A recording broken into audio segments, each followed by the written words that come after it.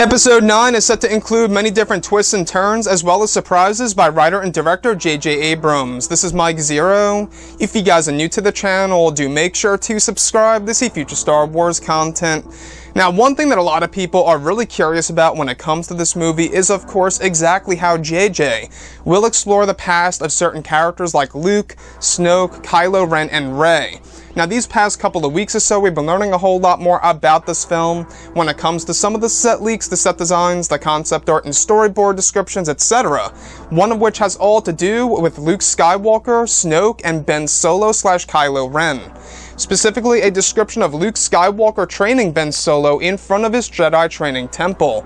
It's described that both Luke and Ben are training with saber blades. The next goes over a close view of Luke's eyes, as it's described that as Luke is training Ben, he hears a dark and sinister voice reaching out to him, warning Luke that his nephew is doomed to the dark side. However, the voices Luke hears are not described as a friendly warning. It's described that this is the moment in which Luke realizes who this really is, as it is Snoke slowly luring his nephew to the dark side remotely. It's said that this will serve as a visual to the dialogue in which Luke saw the dark side building in him during his training.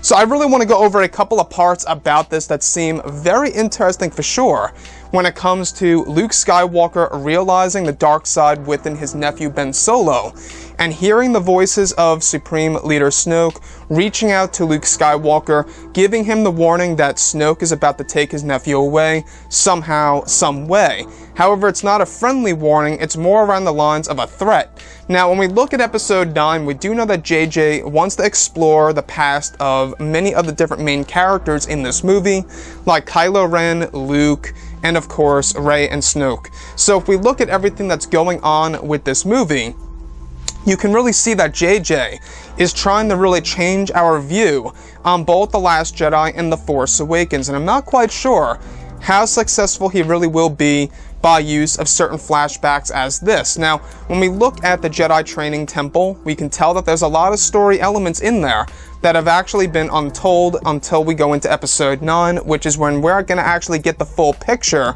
visually speaking. You know, as of right now, we can only imagine what happened between both Luke and Ben before Kylo Ren actually burned down his temple, and what really happened in between, you know, of course, Snoke and Luke Skywalker. And that was, of course, the biggest mystery of all. Exactly how did Luke Skywalker, you know Snoke? How did he learn about him? How did he find him? How is he necessarily even connected to Snoke? How is Snoke even communicating to Luke Skywalker, the Jedi Master, on this mysterious planet wherever he really is? Now, when we look at Snoke as a character, we do know that he's a very powerful character.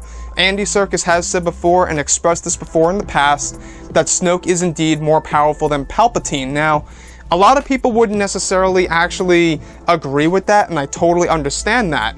But when we look at Episode 9 and how it's really going to explore the backstories of Luke, Ben Solo, and Snoke, even Rey, it's going to make us understand the main characters a whole lot more. Now, I will say this. I feel like that this movie should most definitely be split into two parts. This way, everything can be evened out in a more, I guess you could say, way to the point where it's not taking away screen time from some of the other characters being implemented, as well as some of the other legacy characters like Lando Calrissian and General Leia Organa. But I think what they're going to do is they're going to find ways in order to really use things sparingly and kind of fit it all in together and make it just work. Now, when we look at this specific sequence in which Luke Skywalker is hearing actual words by Snoke, giving him this warning that he is turning his nephew to the dark side and that there's nothing that he can really do about it, that tells us right then and there that there most definitely is going to be this grudge between both Luke and Snoke going into the sequel trilogy, and that'll make us understand exactly what happened between those two characters. So if you guys read The Last Jedi novelization, there are hints here and there of how Luke actually knew Snoke and how he met him. It's actually implied in that book that he met him actually mentally, like a mental connection between the two. And to be honest, I think that it really is needed in the sequel trilogy in order to create that actual connection between both Luke and Snoke, explaining how they both really knew each other, and exactly, you know, why Snoke has such a grudge against Luke and why Luke has such a grudge against Snoke. You know, I think that what they could really do in this movie is that they can actually send a message to the audience of what really happened between all three of these characters, Ben, Luke, and Snoke, and that's exactly what JJ will be exploring in this movie in order to make us understand it all the better. Now, when we look back at the sequel trilogy after seeing Episode 9, I'm sure that Episode 9 is going to be a film that's going to change our view on some of the flashback sequences that will actually fill in the picture, right? It's going to make us see the full picture here of what really happened between both Luke and Snoke as well as Ben Solo. And that's one thing that I think a lot of people are really looking forward to seeing in Episode 9.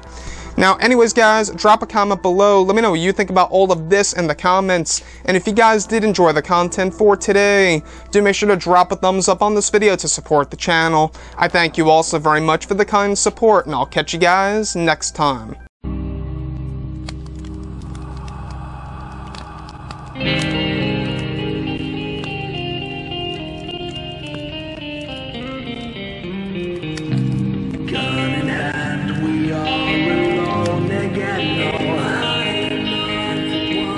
From night